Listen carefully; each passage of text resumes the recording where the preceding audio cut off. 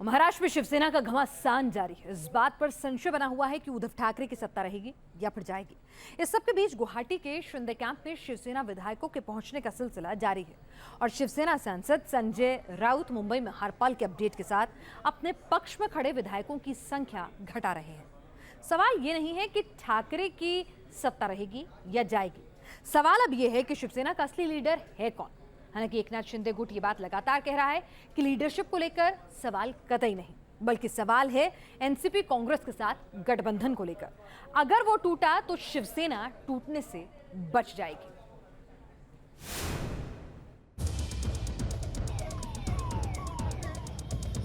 हम हार मानने वाले नहीं। हमें अपने विधायकों पर नाज है।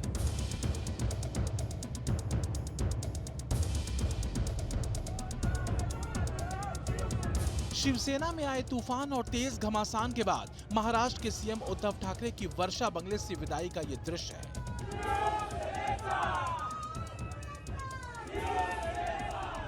दो दिन पहले उद्धव ने यही इमोशनल कार्ड फेंका और उम्मीद थी कि घटती शिवसेना विधायकों की संख्या बढ़ने लगेगी, लेकिन गुजरे 56 सालों के शिवसेना के इतिहास में यह तस्वीर भी सबसे कमजोर साबित हुई।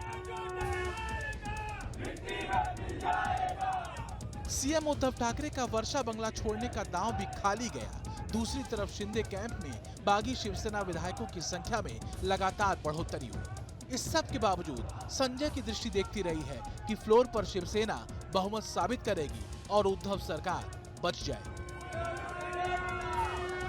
हम जीतेंगे, फ्लोर ऑफ द हाउस पर जीतेंगे। अगर लड़ाई सड़क पर हो गई तो वहां भी जीतेंगे।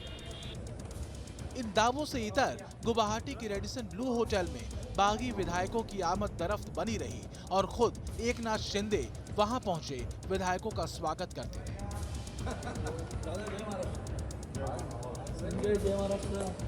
महाराष्ट्र में सियासी संकट लगातार गहरा रहा है। एक तरफ शिवसेना के बागी नेता एकनाथ शिंदे बार बार महाराष्ट्र सरकार को चुनौती दे रहे हैं, तो दूसरी तरफ CM Uddhav Thackeray number game में असहाय नजर आ रहे हैं।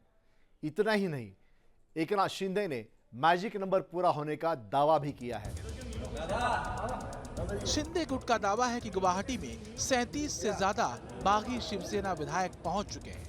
ये नंबर इतना है कि ये दल बदल के कानून की जद में भी नहीं आते। इसके अलावा शिवसेना के कुल 55 विधायकों में से सिर्फ 16 विधायक अब सीएम ठाकरे के खेमे में बचे हैं, जबकि एकनाथ शिंदे के साथ 39 शिवसेना विधायक होटल में ठहरे हुए हैं। 4 निर्दलीय विधायक भी उनके साथ हैं। इतना ही नहीं, सूत्र तो ये भी बता रहे हैं कि शिवसेना के कई सांसद भी एकनाथ शिंदे के संपर्क में हैं। पिछले 56 सालों के इतिहास में शिवसेना चौथी बार बगावत का सामना कर रही है।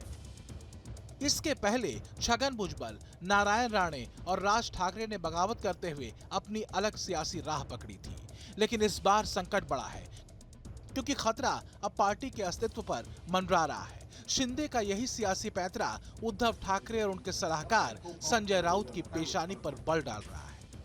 इतना ही कहा ना, ये कानून की लड़ाई है, कानून से होगी। रास्ते की लड़ाई रास्ते पर, सड़क पर हो सकती है, हो जाएगी। अब तक शिवसैनिक सड़क पर नहीं उतरे हैं। चाहे कितने भी लोगों को आप खरीद लो, दबाव डालो, लेकिन कानून की लड़ाई, कागज की लड़ाई और सड़क की लड़ाई, दोनों में हम जीत जाएंगे।